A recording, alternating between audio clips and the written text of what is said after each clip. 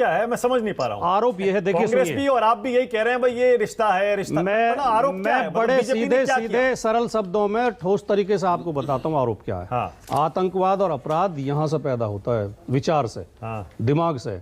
Bharatiya Janata party और इनका मातृ संगठन जो आरएसएस है, उसकी नींव ही आतंकवाद पर रखी हुई है। वैचारिक, बहुत गंभीर आरोप लगा, बहुत गंभीर नहीं, जिम्मेदारी के साथ कह रहा हूं। सुनिए मानक जी, सुनिए थोड़ा, मेरा पूरा हो जाए। नहीं आप देखिए, हिंदू महासभा बनाई थी सावरकर जी ने, और अभिनव भारत नामक संगठन गठन किया था, आपको याद है? वो अभिनव भारत उस समय आतंकवादी गतियों में संलग्न था।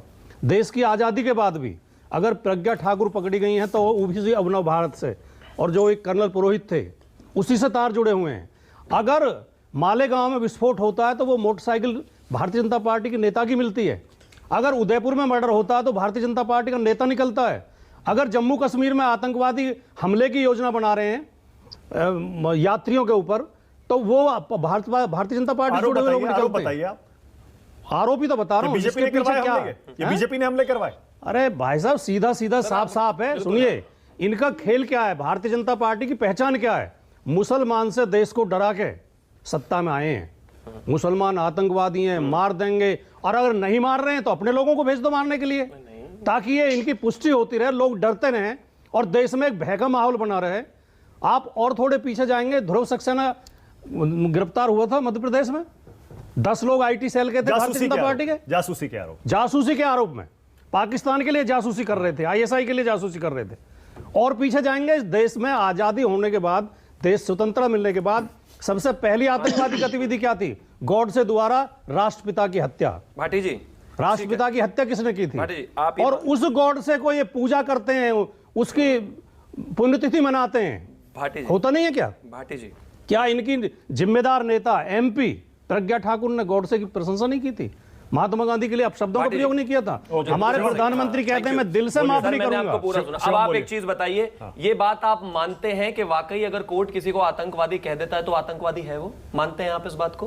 और जलेबी की तरह घुमाइए मत सर, सीधा जलेबी की तरह। आरपी सिंह जी कह रहे हैं तो सामान्य बात है। आरपी सिंह जी ने इतने साधारण तरीके से कह दिया, ये तो सामान्य बात है। 40 सेकंड दे दीजिए। मान लिया, देखिए प्रज्ञा ठाकुर जो जिन चार्जेस में गई वो बेल पर है, उन्हें अभी तक कोर्ट ने आतंकवादी माना नहीं, एक बात। दूसरी बात, तमाम जगह पर जितने भी आरोप लगे जासूसी में इनको, इन्होंने और फोटो आगे देखिए, फिर देख रहे हैं आप सर फोटो। सर अब आप ये नहीं, मैं चिल्लाऊंगा अच्छा लगेगा, मैं चिल्लाऊंगा अच्छा लगेगा, ये मेरे को अपना रखने नहीं दे। भाटी साहब एक सर वहीं पर आ रहा हूं। मुझे ये नहीं पता था कि राजकुमार भाटी आज कांग्रेस के प्रवक्ता हैं। आतंकवादी सर, यहाँ इनको रुकवाना पड़ेगा। नहीं मानक जी, मैं भी ऐसे ही बोलूंगा, मजबूरी नहीं, आपको इनको रुकवाना पड़ेगा। ये प्रॉब्लम है, ये डिलीवर नहीं करने दे रहे बार-बार।